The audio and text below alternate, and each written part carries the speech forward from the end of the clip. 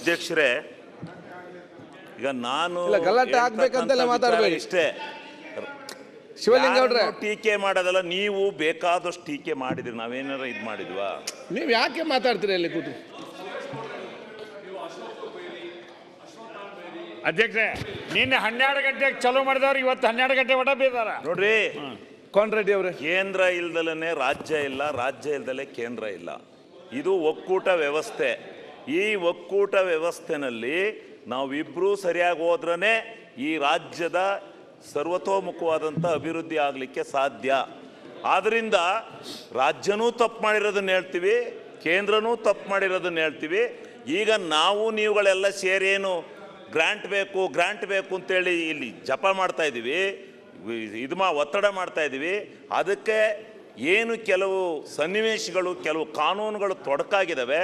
ಆ ತೊಡಕನ್ನು ನಾವು ನೀವುಗಳೆಲ್ಲ ಒಟ್ಟಿಗೆ ಸೇರಿಸಿ ನಿಭಾಯಿಸಿ ಆ ಗ್ರಾಂಟನ್ನು ತಂದು ಇಲ್ಲಿ ಈ ರಾಜ್ಯದಲ್ಲಿ ಆಗಿರ್ತಕ್ಕಂಥ ಅಭಿವೃದ್ಧಿ ಕೆಲಸಗಳಿಗೆ ಏನು ಸ್ವಲ್ಪ ಕುಂಠಿತ ಅಂತಕ್ಕಂಥದ್ದನ್ನು ಭಾಳ ಒತ್ತಡ ಮಾಡಿ ಹೇಳ್ತಾ ಇದ್ದೀರಿ.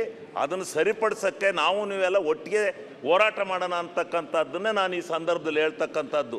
ಅದು ಬಿಟ್ಟು ನಾ ಬರೀ ಒಬ್ಬರನ್ನೇ ಬೈಕಿಂಗ್ ಕೂತ್ಕೊಂಡ್ರೆ ಈಗ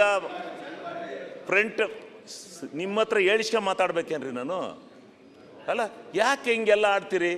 ನಾವು ನಿಮ್ಮ ಮಾತಾಡಿದಾಗ ನಿನ್ನಿಂದ ಸುಮ್ಮ ಕೂತಿಲ್ವಾ? ಸ್ವಲ್ಪ ಇರ್ರಿ. ಯಾಕೆ ಹಿಂಗೆಲ್ಲ ಮಾತಾಡ್ತೀರಿ? ಸ್ವಲ್ಪ ಇರ್ರಿ.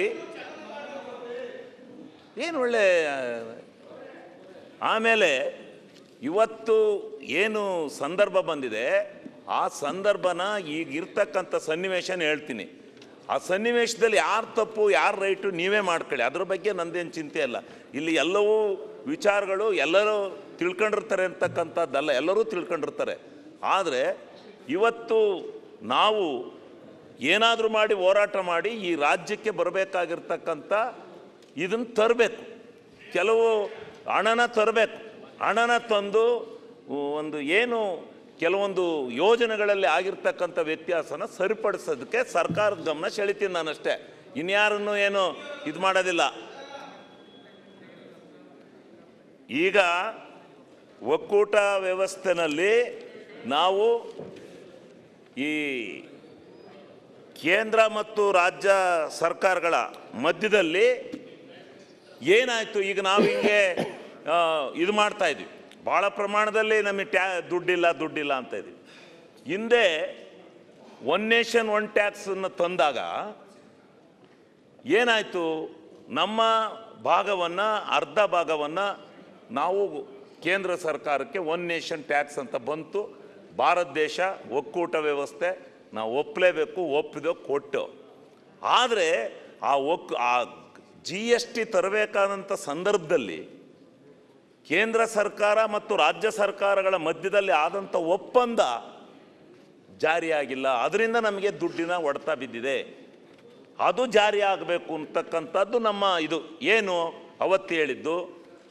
ಒಂದು ವೇಳೆ ಹಿಂದೆ ನಮ್ಮದು ವ್ಯಾಟ್ ಟ್ಯಾಕ್ಸ್ ಇತ್ತು ಕರ್ನಾಟಕ ರಾಜ್ಯದಲ್ಲಿ, ನಾವು ನಮ್ಮದೇ ಆದಂಥ ಸ್ವತಂತ್ರವಾದಂಥ ಟ್ಯಾಕ್ಸನ್ನು ಹಾಕ್ತಾಯಿದ್ದು, ಹಾಕಿ ನಮ್ಮ ಕಾರ್ಯನಿರ್ವಹಣೆನ ಮಾಡ್ತಾಯಿದ್ದು.